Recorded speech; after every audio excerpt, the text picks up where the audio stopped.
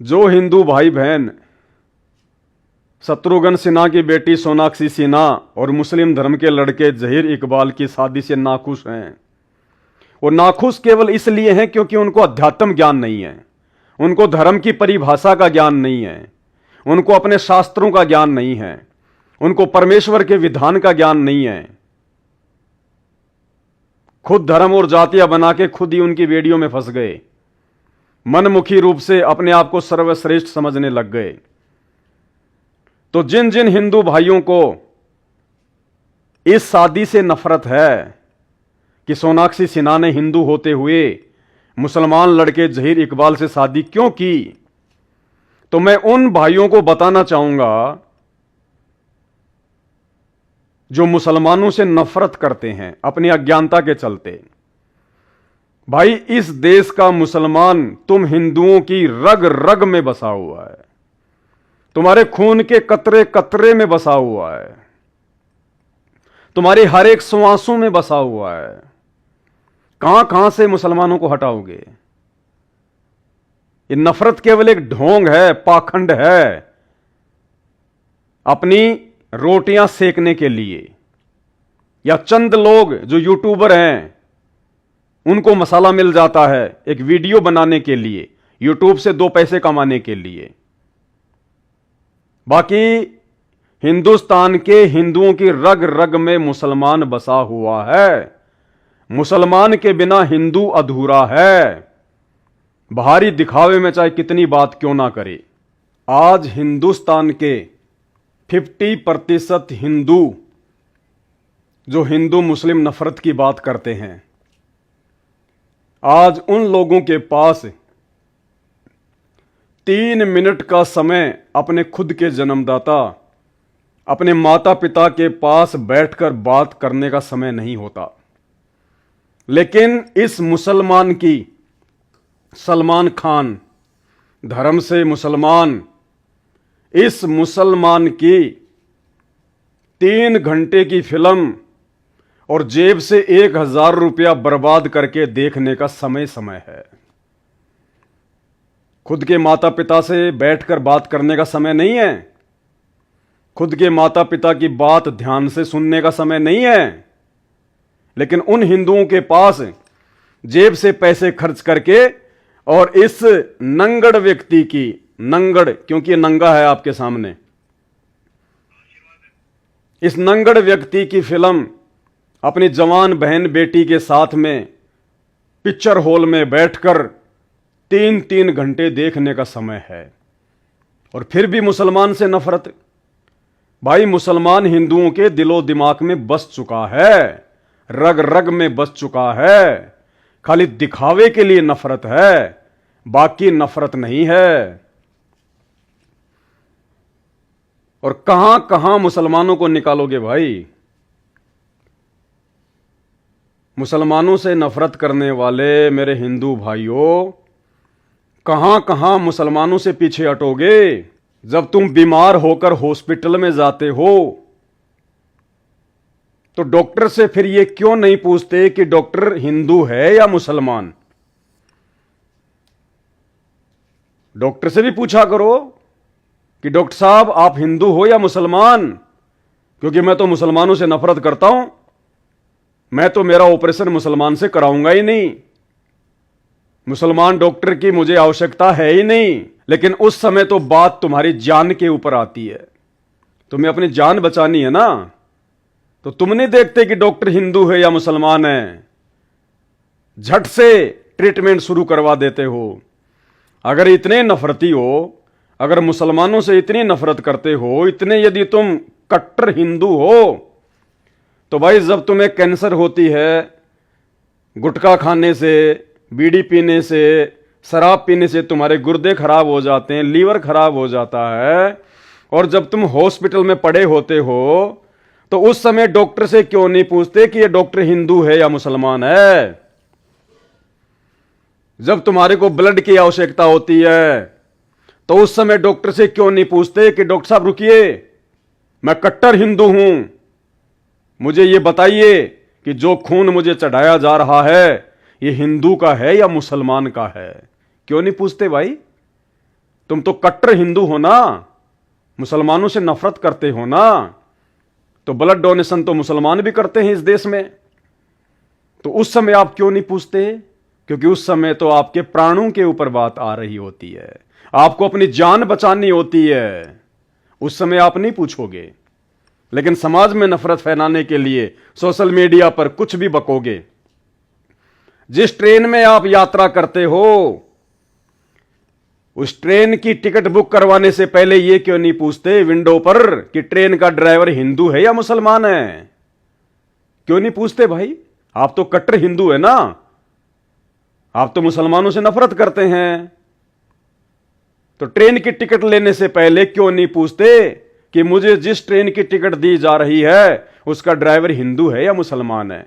लेकिन नहीं पूछते आप। बाजार से सब्जी खरीदने जाते हैं, कितने हिंदू भाई बहन हैं जो सामने वाले का धर्म पूछकर सब्जी खरीदते हैं। याद भी नहीं आता होगा तुम्हें कि जिस व्यक्ति से मैं सब्जी खरीद रहा हूं वो हिंदू है या मुसलमान है। तो कहां कहां मुसलमानों से पीछे हटोगे? अपनी जिंदगी से मुसलमानों को कहां कहां निकालोगे? मुसलमान तो रग रग में बसा हुआ है भाई, मुसलमानों के बिना जीवन अधूरा है। जब तुम्हें सिलेंडर की आवश्यकता पड़ती है, अचानक से रसोई में सिलेंडर खत्म हो जाता है, फोन करते हो हमें तुरंत सिलेंडर चाहिए, इसी समय चाहिए, चाहे 50 रुपए फालतू लगे। और जब सिलेंडर की डिलीवरी करने जो डिलीवरी बॉय आता है तो क्यों नहीं पूछते कि भाई तू हिंदू है या मुसलमान है? क्योंकि मैं तो मुसलमानों से नफरत करता हूं, मुसलमान के हाथ का सिलेंडर मैं तो अपनी रसोई में नहीं रखूंगा। उस समय क्यों नहीं पूछते भाई तुम कि भाई तू हिंदू या मुसलमान है? लेकिन उस समय तो आपकी रोटियां आदि अधूरी रसोई में पड़ी हुई है, आपने सेकना है, भूख लग रही है, खाना है आपको। उस समय आप नहीं पूछेंगे। लेकिन सोशल मीडिया पर जो मर्जी बकेंगे समाज में नफरत फैलाने के लिए। जब आपकी गाड़ी अचानक से पंचर हो जाती है और जब आप पंचर की दुकान पर जाते हैं तो क्यों नहीं पूछते कि भाई तू हिंदू है या मुसलमान है? क्योंकि मैं मुसलमान से पंचर नहीं निकलवाता, मैं नफरत करता हूं मुसलमान से। लेकिन उस समय तो आपकी मजबूरी है, आपने बहुत अर्जेंट कहीं जाना है, आप नहीं देखते कि पंचर निकालने वाला हिंदू है या मुसलमान है, बस आपने तो सोशल मीडिया पर नफरत फैलानी है। आप जब किसी रेस्टोरेंट में जाते हैं, किसी ढाबे पर, किसी होटल में जाते हैं, क्या आपने कभी पूछा कि रसोई में जो खाना बना रहा है, जो शेफ है, जो डिलीवरी बॉय है, जो वेटर है, वो हिंदू है या मुसलमान है? क्योंकि आप तो नफरत करते हैं ना मुसलमानों से। आपने कभी पूछा जिस होटल में आप खाना खाते हैं तो खाना बनाने वाला हिंदू या मुसलमान है? लेकिन उस समय तो आपको अपने पेट की आग शांत करनी है, आपको भूख लग रही होती है। उस समय आप नहीं पूछेंगे हिंदू है या मुसलमान है, बस सोशल मीडिया पर आपने नफरत फैलानी है।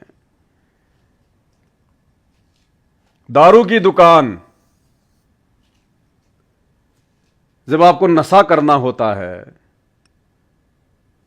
जब आपको गंदगी पीनी होती है, और जब आप दारू के ठेके पर जाते हैं, वाइन शॉप पर जाते हैं, क्या आपने कभी पूछा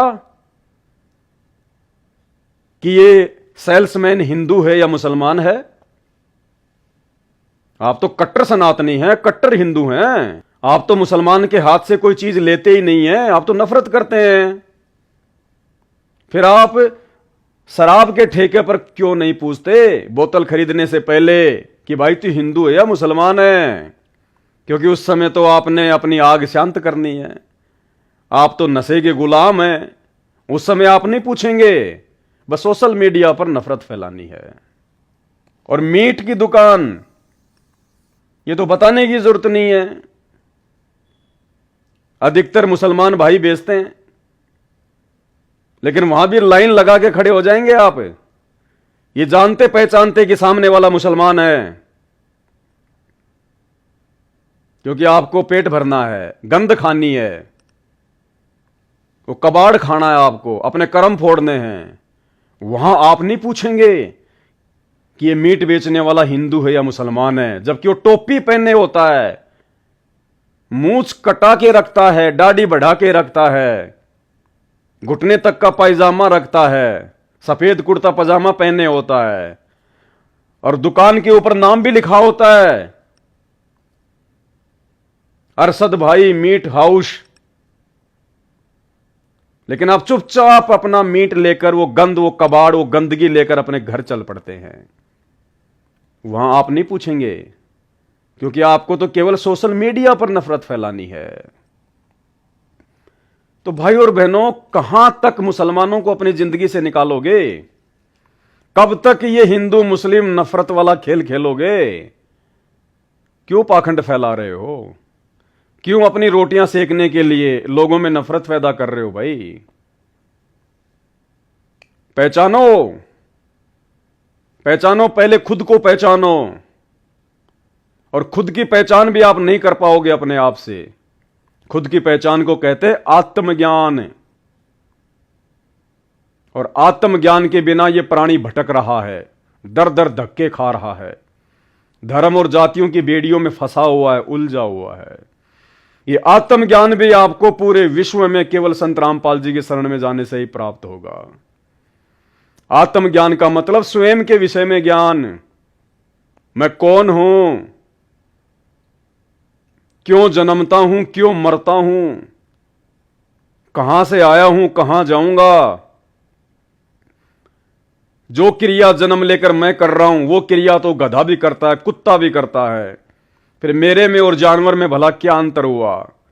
फिर मेरे को उस परमात्मा ने, उस अल्लाह ने ये विशेष बुद्धि, विशेष दिमाग क्यों दिया?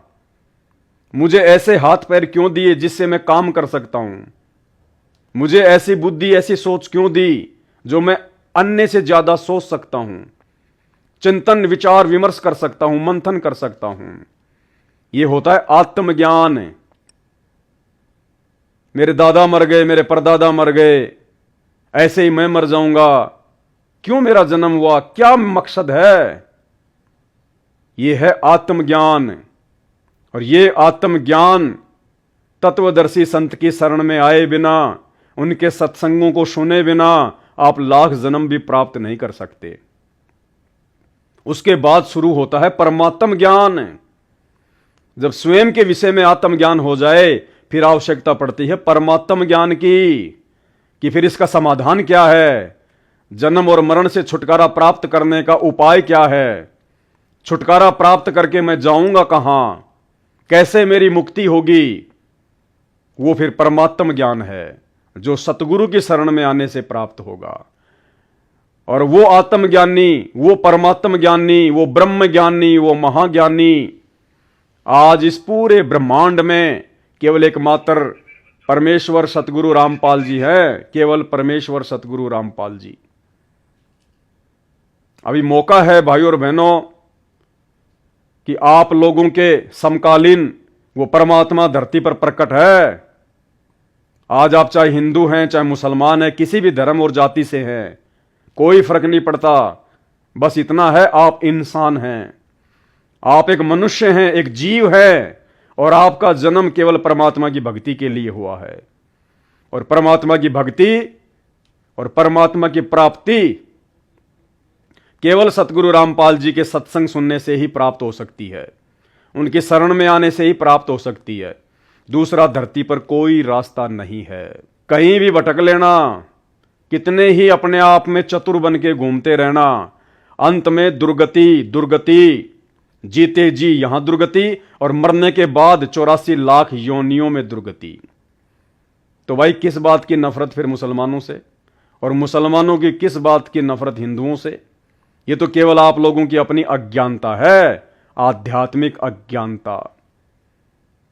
अरे एक शत्रुघ्न सिन्हा की बेटी सोनाक्षी सिन्हा ने यदि मुस्लिम धर्म के लड़के इकबाल जहीर से शादी कर ली, तो आप लोगों को आपत्ति किस बात की, दर्द किस बात का? दर्द किस बात का? यदि उस लड़की ने, जो हिंदू धर्म से संबंधित है, यदि एक मुस्लिम धर्म के लड़के को अपना पति बना लिया, तो इसमें आपत्ति किस बात की? इस देश में कितने मुस्लिम हैं जो राष्ट्रपति रह चुके हैं, कितने मुस्लिम हैं जो उपराष्ट्रपति रह चुके हैं, ये देखिएगा। ये जानते होंगे आप इन सबको। ये वो महापुरुष हैं जो मुस्लिम धर्म से संबंधित थे और इस देश के राष्ट्रपति और उपराष्ट्रपति पद पर रह चुके हैं। यानी ये पूरे देश के पति बन चुके हैं। राष्ट्रपति, राष्ट्र यानी देश, और पति यानी स्वामी, मालिक। ये मुसलमान पूरे हिंदुस्तान के पति रह चुके हैं। और आज यदि सोनाक्षी सिन्हा ने एक मुसलमान को अपना पति बना लिया, उसमें आपको दिक्कत हो गई। ये तो पूरे देश के पति रह चुके हैं। तो भाई अपने जिंदगी से मुसलमानों को कहां कहां निकालोगे? ये नफरत की आग फैलाना छोड़ो। परमात्मा धरती पे आया हुआ है परम पूज्य सतगुरु रामपाल जी के रूप में। मोबाइल आप सबके हाथ में है। समय रहते यूट्यूब पर जाकर सर्च कीजिए, सृष्टि रचना संत रामपाल जी भगवान। इसके अलावा इस मनुष्य योनि को सफल करने का, इस मनुष्य शरीर को सफल बनाने का दूसरा कोई भी तरीका और दूसरा कोई भी मौका आपको ब्रह्मांड में कहीं नहीं मिलेगा। और 2028 युग परिवर्तन का समय है। 2020 कोरोना उसकी शुरुआत थी, उसका ट्रेलर है। 2028 तक पूरी फिल्म निकल के सामने आएगी। प्राकृतिक आपदा, बाढ़, भूकंप, महामारी, अतिवृष्टि, ओलावृष्टि आपको झेलनी पड़ेगी। इंसान की दुर्गति होगी। युद्ध, महायुद्ध, गृह युद्ध 2028 तक झेलने पड़ेंगे। सैकड़ों भविष्यवक्ता अपनी भविष्यवाणियां भी कर चुके हैं और वर्तमान की परिस्थितियों को देखते हुए यह सत्य भी है। और उस विनाशकारी समय में, उस युग परिवर्तन के विनाशकारी समय में केवल उन्हीं आत्माओं का बचाव होगा जो आत्माएं धरती पर प्रकट पूर्ण परमेश्वर अल्लाहू अकबर संत रामपाल जी की शरण में आकर और उनकी मर्यादाओं में रहकर भक्ति करेंगी। अन्यथा समय ज्यादा दूर नहीं है। 2024 आधी जा चुकी है। 2028 लास्ट युग परिवर्तन का समय है। और जब जब धरती पर युग परिवर्तन हुआ है, महाविनाश हुआ है। जब हम सतयुग से त्रेता युग में आए तो रामायण हुई, राम रावण युद्ध हुआ, करोड़ों लोग बेमौत मारे गए। वो कोई धर्म युद्ध नहीं था, कोई सीमाओं का युद्ध नहीं था। केवल श्री रामचंद्र जी की औरत को रावण उठा ले गया था, सिर्फ अपनी पत्नी को छुड़वाने के लिए करोड़ों लोगों की हत्या। क्योंकि युग परिवर्तन था। इस शैतान को, इस काल को केवल बहाना चाहिए और बहाना बना दिया सीता को। उसके बाद द्वापर युग में महाभारत का युद्ध हुआ। युग परिवर्तन का समय था और महाभारत का युद्ध कोई धर्म युद्ध नहीं था, कोई सीमाओं का युद्ध नहीं था, आपस का भाई बंटवारा कौरव और पांडवों के बीच में। और इस शैतान ने, इस काल ने उन दो परिवारों को निमित्त बनाकर करोड़ों लोगों को मौत के घाट उतार दिया। इसको केवल बहाना चाहिए था और बहाना बना दिया कौरव पांडवों का आपसी राज्य बंटवारा। अब भाई और बहनों, हम इस कलयुग से 1000 वर्ष के लिए सतयुग में जाने वाले हैं। मिनी सतयुग में महाविनाश होगा और 2028 उसकी डेट है। अगर बचाव चाहिए तो केवल एक ही रास्ता है, परम पूज्य सतगुरु रामपाल जी परमेश्वर। आज आपको हम प्रेम से समझा रहे हैं, आपसे हाथ जोड़ के विनती कर रहे हैं, प्रार्थना कर रहे हैं। समझ जाओगे तो आप भी बचोगे, आपका परिवार भी बचेगा। नहीं समझोगे, उनके सत्संग सुनना शुरू नहीं करोगे, उनकी शरण ग्रहण नहीं करोगे, तो कल को मजबूरन नाक रगड़कर उनके शरण में आना पड़ेगा यदि जीवित रहे तो। अन्यथा अपने प्राणों की रक्षा का धरती पर दूसरा कोई भी साधन आपको नजर नहीं आएगा। तो हाथ जोड़ के विनती है, प्रार्थना है, विनती कर सकते हैं, क्योंकि हम मानव धर्मी हैं। हम ना हिंदू हैं, ना मुसलमान, ना जैनी, ना सिख। संत रामपाल जी के जितने भी भगत हैं, जितने भी फॉलोवर हैं, वो सब मानव धर्मी हैं। जीव हमारी जाति है, मानव धर्म हमारा। हिंदू, मुस्लिम, सिख, ईसाई धर्म नहीं कोई न्यारा। ना मैं हिंदू, ना मैं मुस्लिम, ना मैं सिख, ईसाई, और मानवता है धर्म आदि सनातन, बाकी सब कसाई। एक मानव धर्म को छोड़कर, संत रामपाल जी परमेश्वर जी के मानव धर्म को छोड़कर वर्तमान में धरती पर जितने भी धर्म हैं वो कसाई की श्रेणी में है। क्योंकि सब नशा करते हैं, सब चोरी जारी, मिलावट, व्यभिचार, शराब का भक्षण, 2 पैसे के लिए झूठ, वो कसाई की श्रेणी में है। तो आने वाले समय में 2028 के बाद दुनिया के तमाम इंसानों के द्वारा निर्मित मनमुखी धर्मों को संत रामपाल जी परमेश्वर जी के आदि सनातन मानव धर्म में मिलना पड़ेगा। दूसरा कोई ऑप्शन नहीं है। बंदी छोड़ सतगुरु रामपाल जी परमेश्वर जी की जय हो।